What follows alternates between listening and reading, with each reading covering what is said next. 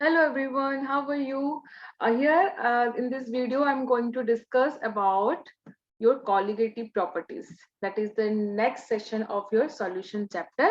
In my last video, I have already uploaded about the concept and numericals based on ideal, non-ideal solutions and azeotropic mixtures. Okay, यहाँ पे मैं colligative properties के बारे में बात करूंगी and इसके बारे में डिटेल पढ़ेंगे वन बाय वन जितने भी कॉलिगेटिव प्रॉपर्टीज हैं सबको कॉन्सेप्चुअली डिस्क्राइब करेंगे और मैं कंटिन्यूली इसके बाद जो भी वीडियोस अपलोड करूंगी उसमें एक एक कॉलिगेटिव प्रॉपर्टीज के न्यूमेरिकल सेक्शन डिस्कस करती जाऊंगी ठीक है so I am not going to put all the concept of colligative properties और all the colligative properties in a single slide मैं अभी एक वीडियो में एक ही कॉलिगेटिव प्रॉपर्टी को डिस्कस करूंगी एंड उसके न्यूमेरिकल डिस्कस करेंगे फिर then next one and then it's numerical ठीक है सो दैट कि आपको कॉन्सेप्ट बिल्डअप में एंड साथ ही साथ न्यूमेरिकल सॉल्व करने में आसानी हो so let's start with the colligative property तो basically what is a colligative property अगर आप लोग डेफिनेशन को पढ़ना चाहो तो ये आपके सामने डेफिनेशन लिखा हुआ है this is your definition that those properties of ideal solutions which depends only on the number of particles of the solute dissolved in a definite amount of solvent and do not depend on the nature of solvent तो यहाँ पे definition में आपको क्या क्या चीजें highlighted है these are the properties of first one it is the properties of ideal solution किसका है ये किसके प्रॉपर्टीज हैं these are the properties of ideal solution उसके बाद जो नेक्स्ट इंपॉर्टेंट पॉइंट है it is dependent only on the number of particles of the solute देखो this is dependent on the solute particles only okay and this do not depend on the nature of solvent ठीक है तो यहाँ पे जब भी colligative properties आते हैं तो आपके माइंड में तीन चीजें आनी चाहिए पहला it is for ideal solution second it depends only on the number of solute and third it do not depend on the nature of the solvent ठीक है और ये नंबर ऑफ सॉल्यूट्स के ऊपर ओनली डिपेंड करता है nature of the solutes के ऊपर भी डिपेंड नहीं करता ठीक है it's only depend on the number of solute solute में वो मॉलिक्यूल्स भी हो सकते हैं और वो आयंस भी हो सकते हैं so what are the type of colligative properties there are basically four type of colligative properties one is your relative lowering of vapour pressure second one is elevation in boiling point depression in freezing point and osmotic pressure so there are four colligative properties okay and these colligative properties are जैसे कि यहाँ पे vapour pressure के बारे में बात हुआ है यहाँ पे बॉइलिंग पॉइंट या freezing point and osmotic pressure तो यहाँ बेसिकली कोई एक प्योर सॉल्वेंट जब होता है प्योर सॉल्वेंट होता है ठीक है और जब हम उसमें एक नॉन वोलाटाइल सॉलिड यूज करते हैं एज सॉल्यूट ठीक है नॉन वोलाटाइल सॉलिड यूज करते हैं एज सॉल्यूट इसको जब ऐड करते हैं और जो सॉल्यूशन बनाते हैं उसके बाद जो हमने सॉल्यूशन प्रिपेयर किया ठीक है in this solution what is the change of the properties of this solvent after making it A solution ठीक है एक पहले एक सॉल्वेंट था प्योर सॉल्वेंट था जब हमने उसको सॉल्यूशन में कन्वर्ट कर दिया by adding a non volatile solid तो उसके वेपर प्रेशर में उसकी बॉइलिंग पॉइंट में उसकी फ्रीजिंग पॉइंट में जो चेंजेस आएंगे that study is involve in the colligative properties वो हमें कॉलिगेटिव प्रॉपर्टीज में पढ़ना होता है ठीक है ओके तो बेसिकली हम लोग यहाँ पे किसके बारे में बात करते हैं ए solution which is made by adding a non-volatile solid in a volatile liquid and to interrogate about the change in boiling point, vapor pressure and freezing point. ठीक है तो सबसे पहले यहाँ पे मैं डिस्कस करूंगी about elevation in boiling point elevation in boiling point वाली कॉलिगेटिव प्रॉपर्टी को हम यहाँ पे डिस्कस करेंगे कैसे होता है what is elevation in boiling point what is it mathematical derivation how it is applicable in the numerical section फिर in the next video I will discuss the relative numericals with the elevation in boiling point ठीक है तो अभी यहाँ पे just हम boiling point elevation in boiling point के बारे में बात करेंगे so let's start with the concept ठीक है यहाँ पे I will discuss the whole concept so stay with me and try to learn it okay suppose I have a solvent ठीक है बहुत अच्छे से समझिए ठीक है I have a solvent in the pure form ठीक है and I'm just adding a solid, and this solid is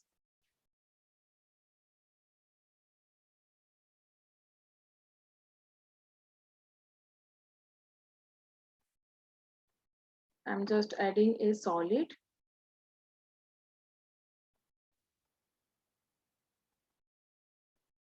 and suppose this solid is non-volatile, non-volatile, okay, ठीक है। तो अब हमारे यहाँ पे हमने एक सॉल्वेंट लिया था, ठीक है, एक सॉल्वेंट लिया था, ठीक है, that is made up of any particles, उसमें कोई ना कोई पार्टिकल्स होंगे, it is made up of some particles, ठीक है, ओके। एंड इस सॉल्वेंट का प्योर फॉर्म में it should have a vapour pressure, इसका एक वेपर प्रेशर होगा इन द प्योर फॉर्म, ठीक है। अब यहाँ पे वेपर प्रेशर होगा तो इसका बॉइलिंग पॉइंट भी होगा, इसका क्या होगा, बॉइलिंग पॉइंट। बॉइलिंग पॉइंट क्या होता है किसी भी सॉल्वेंट का, what is the boiling point?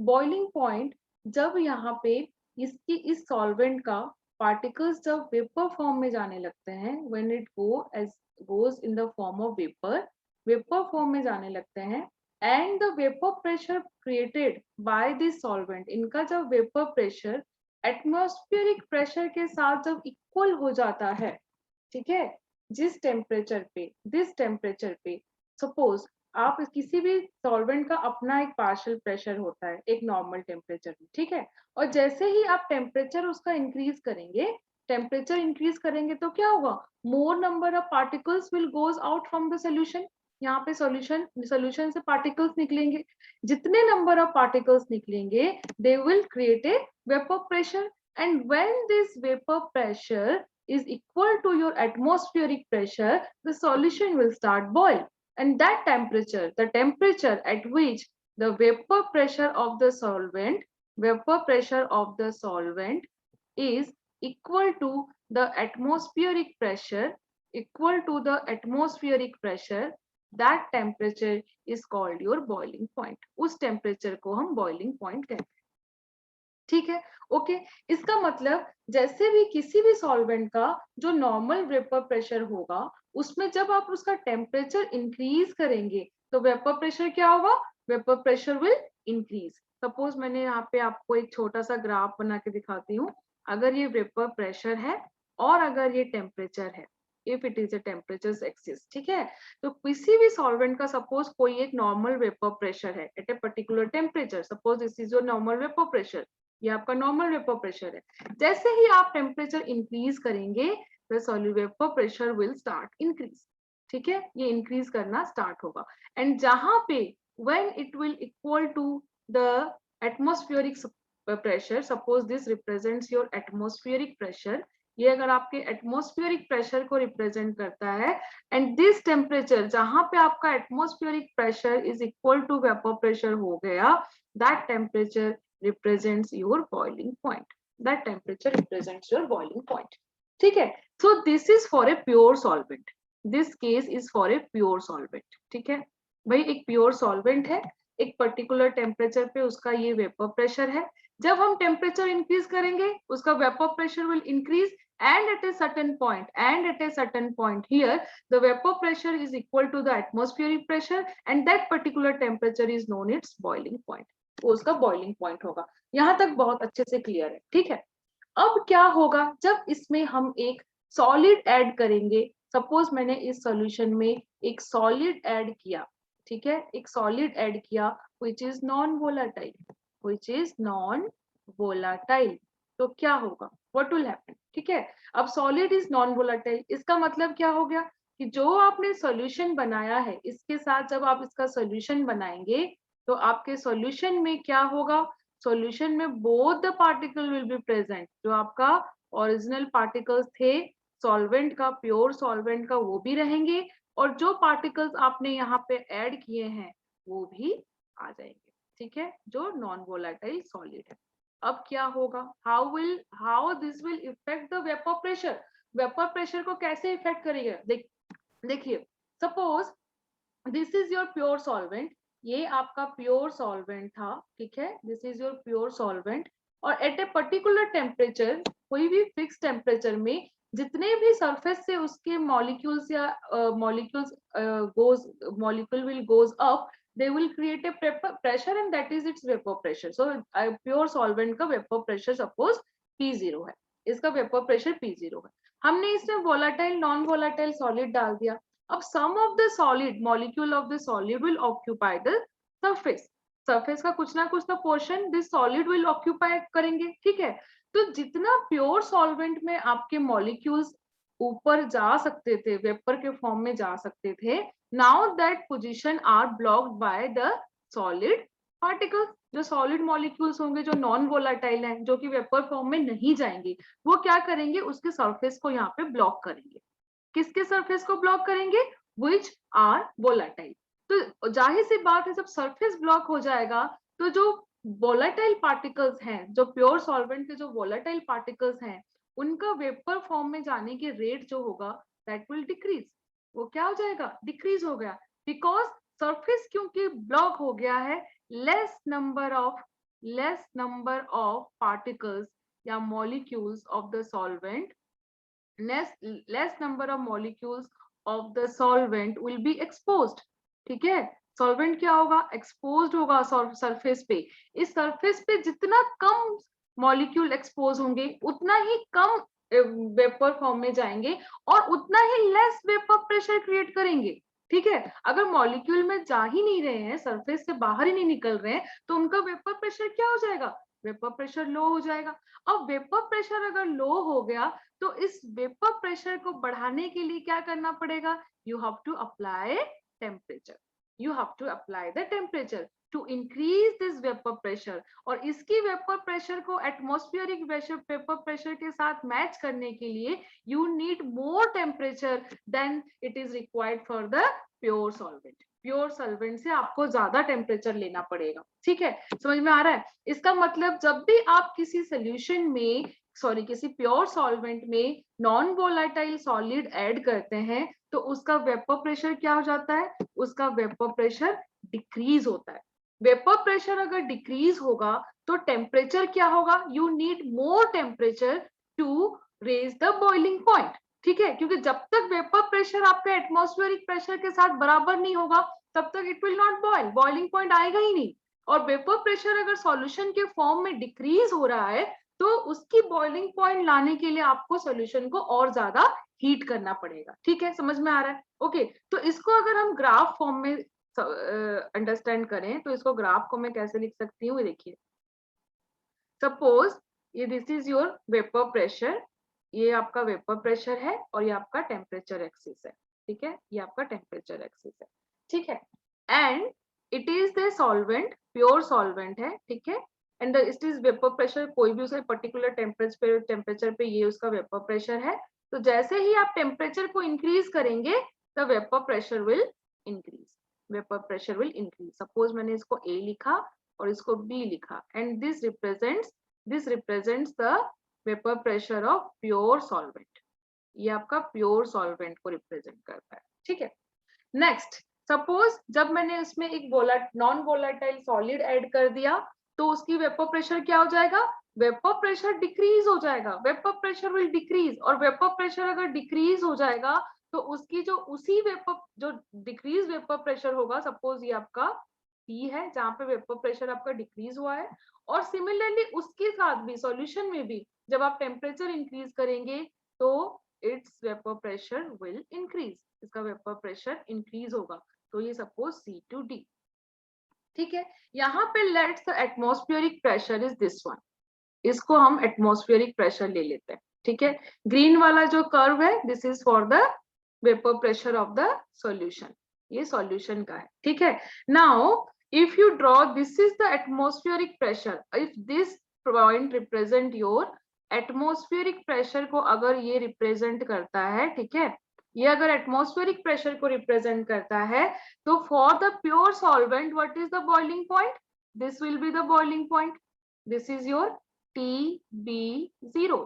Suppose this is the boiling point of the pure solvent. जो प्योर सॉल्वेंट का बॉइलिंग पॉइंट मैं ले लेती हूँ TB0. ठीक है, this is the boiling point. इसको अगर हम एक्स्ट्रापोलेट करेंगे, तो आप देखेंगे ये जो पॉइंट पे यहाँ पे टच कर रहा है, this will be your boiling point of the solution. ये आपका किसका होगा? Boiling point of the solution. ये जो सॉल्यूशन बना है इसका boiling point, let suppose TB. So TB is the boiling point of the solution and TB0 is the boiling point of the solvent. So you have found that TB, that is the boiling point of the solution, is greater than the boiling point of the pure solvent. And because this is why this colligative property is called elevation in boiling point. Elevation of boiling point इसको कहा जाता है। क्यों? क्योंकि जब आप इसको solution form में लेके जा रहे हैं, there is a increase in the temperature. क्या हो रहा है? बॉइलिंग टेम्परेचर क्या हो रहा है? इंक्रीज हो रहा है, and this difference is called delta TB. Delta TB. So what will be the elevation in the boiling point?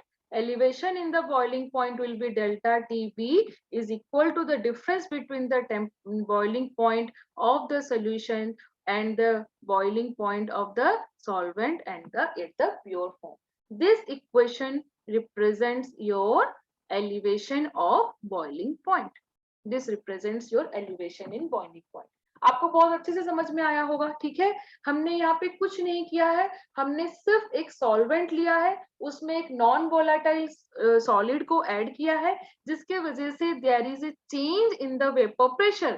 क्योंकि जो नॉन वोलेटाइल सॉलिड होता है, मैं फिर से बता रही हूँ, यहाँ पे जो नॉन वोलेटाइल सॉलिड होता है वो आपके सरफेस को ऑक्यूपाई करते हैं। जैसे कि यहाँ पे ग्रीन पार्टिकल्स जो है, these green particles are occupying the surface, मतलब वो इन येलो पार्टिकल्स के रास्ते को रोक रहे हैं फॉर वेपर फॉर्म में जाने के लिए, ठीक है। क्योंकि जितना ज्यादा सरफेस पे होते उतना ज्यादा वो क्या करते? वेपर फॉर्म में जाते। लेकिन जब नॉन वोलेटाइल सॉलिड आ जाता है, वो क्या करते हैं? उसके सरफेस को हिंडर करते हैं, ऑक्यूपाई करते हैं। So less number of the solvent molecule will go in the vapour form, and जितना लेस मॉलिक्यूल जाएंगे उतना ही less amount of vapour pressure create करेंगे। और वेपर प्रेशर जितना कम होगा, उनकी बॉइलिंग पॉइंट को लाने के लिए आपको उतना ही टेम्परेचर अप्लाई करना पड़ेगा। क्योंकि जैसे ही आप टेम्परेचर अप्लाई करेंगे, it will more number of molecules will go to the vapour form. और जब आपका वेपर प्रेशर जब एटमॉस्फेयर प्रेशर के साथ बराबर हो जाता है, that point gives you the boiling point. That point gives you the boiling point. So solution के फॉर्म में एलिवेशन इन बॉइलिंग पॉइंट क्यों होता है, ये मैंने आपको यहाँ पे बहुत अच्छे से समझाया है, ठीक है। एंड बिकॉज आपको पता है, यहाँ पे आप क्लियरली देख सकते हैं कि जितने नंबर ऑफ आपके ये पार्टिकल्स होंगे, किसके? सॉल्यूट के। किसके पार्टिकल्स होंगे? जितने ज्यादा नंबर ऑफ पार्टिकल्स होंगे इस सॉल्यूट के, उतना ही आपका वेपर प्रेशर लो होगा, उतने ही less amount of solvent evaporate होंगे, उतना ही आपका वेपर प्रेशर लो होगा, एंड उतना ही आपकी बॉइलिंग पॉइंट हाई हो जाएगा, ठीक है। इसका मतलब क्या हुआ? That clearly indicates the change in the boiling point or the elevation in the boiling point, that is the change in the boiling point or the elevation in the boiling point is directly proportional to the mole fraction of the solute या molality of the solute, molality of the solute, ठीक है। molality of solute मतलब solute के कितने number of particles हैं, ठीक है। क्योंकि जितने ज्यादा नंबर ऑफ सॉल्यूट के पार्टिकल्स होंगे, दिस ग्रीन कलर पार्टिकल्स, ठीक है, ये ग्रीन कलर के पार्टिकल्स दिख रहे हैं, ये जितना ज्यादा होंगे उतना ये येलो कलर के पार्टिकल्स जो कि प्योर सॉल्वेंट है, उतना येलो कलर के पार्टिकल के रास्ते को रिस्ट्रिक्ट करेंगे to get in the vapour form, ठीक है। समझ में आ रहा है? इसका मतलब जितना भी आपका चेंज हुआ है यहाँ पे boiling point, that's only depend on the number of particles of this solute. ये देखो, जितने सॉल्यूट पार्टिकल्स होंगे ना, उसके ऊपर डिपेंड करेगा कि बॉइलिंग पॉइंट कितना चेंज हो रहा है। गाइस समझ में आ रहा है? आपको यहाँ बहुत अच्छे से समझ में आ रहा होगा कि what is the relation between the vapour pressure and boiling point, और क्या होता है जब हम एक नॉर्मल सॉल्वेंट में एक नॉन वोलेटाइल सॉलिड को ऐड करते हैं, how does it effect it's boiling point. इससे अच्छे तरीके से आपको कोई नहीं समझा सकता, ठीक है। I have tried my best to understand, make you understand the concept, ठीक है। फिर डेरिवेशन एंड न्यूमेरिकल तो बहुत छोटी सी चीज है, कॉन्सेप्ट समझ में आना बहुत जरूरी है, ठीक है, समझ में आ रहा है बच्चों आपको?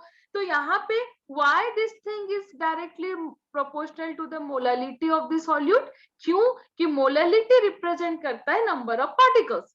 मोलालिटी का मतलब क्या होता है? Number of moles per kg of the solvent। Molality यही तो होता है, number of moles per kg of solvent। Number of moles क्या होता है? Number of moles is the number of particles, जितने पार्टिकल्स होंगे, and that particles are directly affect the change in the boiling point. So हम इसको इस तरह से लिख सकते हैं, delta T B is directly proportional to molality, and इसकी प्रोपोर्शनलिटी कांस्टेंट को अगर हम ऐसे लिखते हैं, is equal to K B into M, where your K B is called ebullioscopic constant. ठीक है, इसको मोलल एलिवेशन कांस्टेंट भी कहते हैं, मोलल एलिवेशन कांस्टेंट भी कहते हैं। ठीक है, this is called molal elevation constant and this is also called ebullioscopic constant. ठीक है, इब्लियोस्कोपिक कांस्टेंट। तो इब्लियोस्कोपिक कांस्टेंट क्या होता है? ये किसी भी सॉल्वेंट का एक प्रॉपर्टी होता है। ठीक है, and this is fixed for a particular solvent. ये सॉल्वेंट का प्रॉपर्टी फिक्स होता है। ठीक है, this is fix. Okay, now suppose in your component, अगर मैं कहूं कि one component is your solvent and two component is your solute। ठीक है, तो N1 is your number of moles of the solvent and N2 is your number of moles of your solute। ठीक है, and W1 is the mass of the solvent, W2 is the mass of the solute, and your M1 is the molecular mass of the solvent and M2 is the molecular mass of the solute। If this thing represents the solute, solute को represent करता है, and this thing represent the solvent. ठीक है, अगर ये solvent को represent करेगा, then the final equation will be delta T B is equal to K B into molality. क्या होता है? Molality is your number of moles divided by के per KG of your solvent. तो इसको अगर मैं कंप्लीटली लिखूंगी, this is the number of moles of solute. Number of moles of solute कितना होगा? W2 divided by M2, W2 divided by M2 into, अगर आपका W1 सॉल्वेंट का ये मास, सॉल्वेंट का वेट अगर ग्राम में गिवन है, then the formula will be 1000 divided by W1। So this is your final equation for the calculation of elevation in boiling point। ठीक है, ये आपका हो गया elevation in boiling point।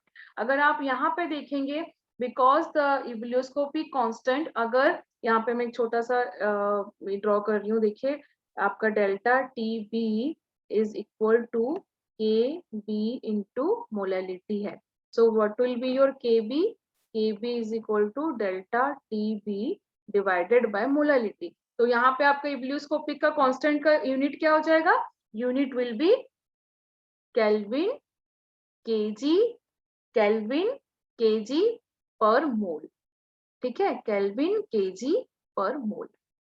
ठीक है, this will be your unit, this is the unit of your ebullioscopic constant. कभी कभी एग्जाम में यूनिट भी पूछा जाता है, तो अगर आपको ये फॉर्मूला याद है, then you don't need to remember the unit, आप वहां पे यूनिट भी कैलकुलेट कर सकते हैं।